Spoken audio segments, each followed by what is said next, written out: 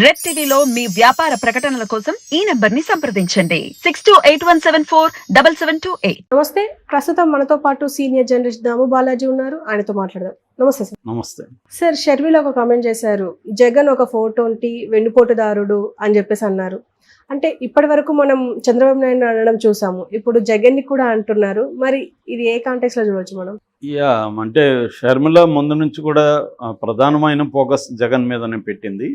అంటే అది సహజం కూడా, ఎందుకంటే జగన్ అధికారంలో ఉన్నాడు కాబట్టి జగన్ మీద పెట్టాలి.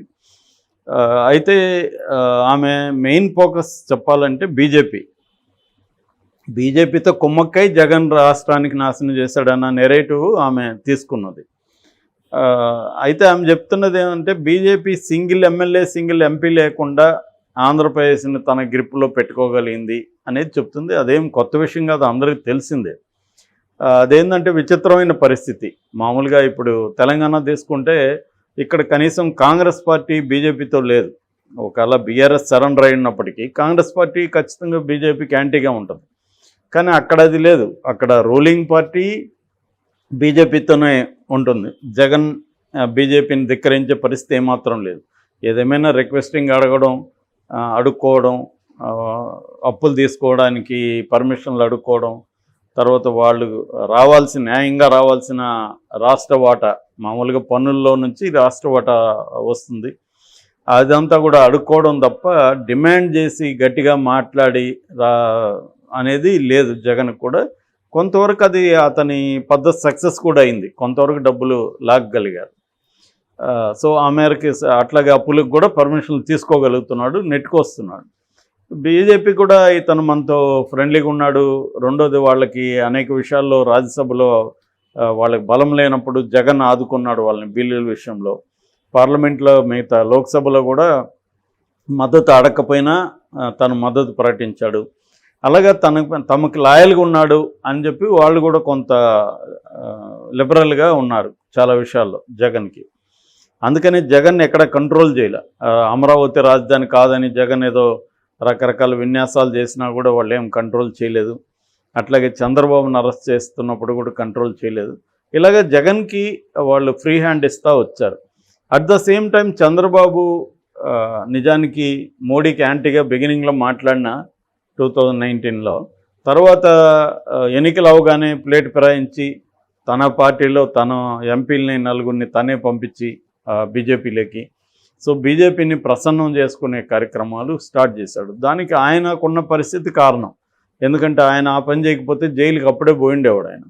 అందుకని ఆయన ఆ పని చేయాల్సిన పరిస్థితి ఆయనకి ఏర్పడింది.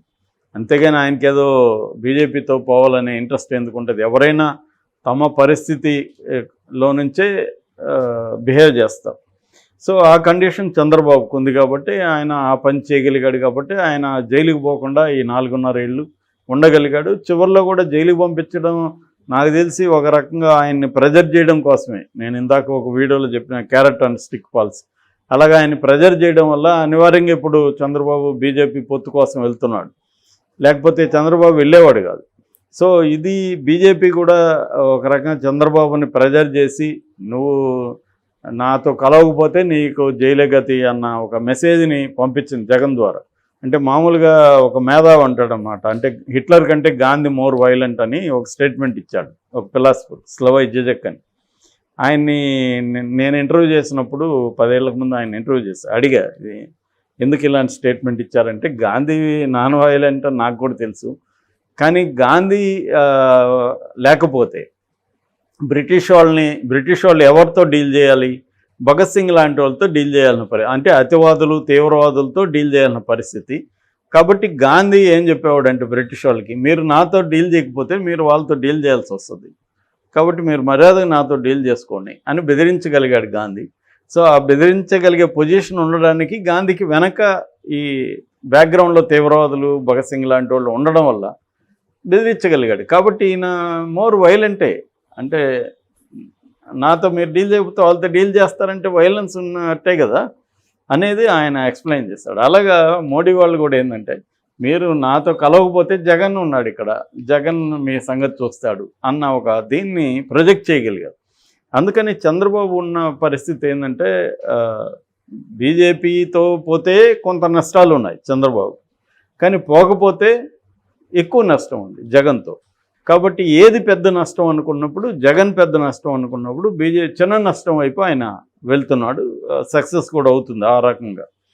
సో ఈ పరిస్థితిలో షర్మిల రోల్ ఏంటంటే, ఇక్కడ షర్మిల బీజేపీని యాంటీగానే మాట్లాడాల్సి వస్తుంది. ఎందుకంటే ఆమె ఇండిపెండెంట్ పార్టీ కాదు, ఆమెది కాంగ్రెస్ పార్టీ. కాంగ్రెస్ పార్టీ ప్రధానంగా బీజేపీనే ఫోకస్ చేయాలి. అట్ ద సేమ్ టైం ఇక్కడేమో జగన్ని చేయాలి. కాకపోతే ఇప్పుడు అందుకని ఆమె నిన్న మంగళగిరిలో జరిగిన వాళ్ళ ఒక ప్రోగ్రాంలో మాట్లాడుతూ జగన్ 420 గాడు అన్నట్టుగా మాట్లాడింది. దానికి కారణం ఏంటంటే, 420 అంటే ఎవరిని అంటారు? చీట్ చేసేవాళ్ళని అంటారు. సో ఈ రాష్ట్రాన్ని జగన్ చీట్ చేశాడు అనేది ఆమె ఉద్దేశం. ఎందుకు చీట్ చేశాడంటే, గతంలో ఈ ప్రత్యేక హోదా కోసమే తన ఎంపీల దగ్గర రిజైన్ చేయించి చివరికి చంద్రబాబుని కూడా ప్రెజర్ చేసి, చంద్రబాబు కూడా విత్డ్రా చేసుకునేట్టుగా చేసి, తను ఏదో ప్రత్యేక హోదా తెచ్చే ఒక ఛాంపియన్ లాగా జనాల్ని నమ్మించాడు. అధికారంకి వచ్చినాక సరే బీజేపీ ఓకే, అబ్సల్యూట్ మెజారిటీ ఉంది ఓకే, కానీ నువ్వు దాని మీద పోరాటం చేయకుండా ఎప్పుడో వైట్ పేపర్ రాసేసి ఇవ్వండి సార్ ప్లీజ్ అని ఒక పేపర్ ఇచ్చేసి వాళ్ళు దాన్ని పక్కన పెడతారు. మొక్కుబడిగా ఏదో నేను ఇచ్చాను అన్నట్టుగా ఇచ్చేయడం తప్ప ఇతను మళ్ళీ దాని మీద పోరాడలేదనేది ఆ యాంగిల్లో ఆమె చేసిన విమర్శ కరెక్టే. ఎందుకంటే జగన్ ఖచ్చితంగా పక్కన పెట్టేశాడు. పెట్టేయడానికి ఆయనకు వెసులుబాటు ఏంటంటే, వేరే అడిగేవాళ్ళు కూడా ఇంకెవడు లేడు కదా ఇక్కడ.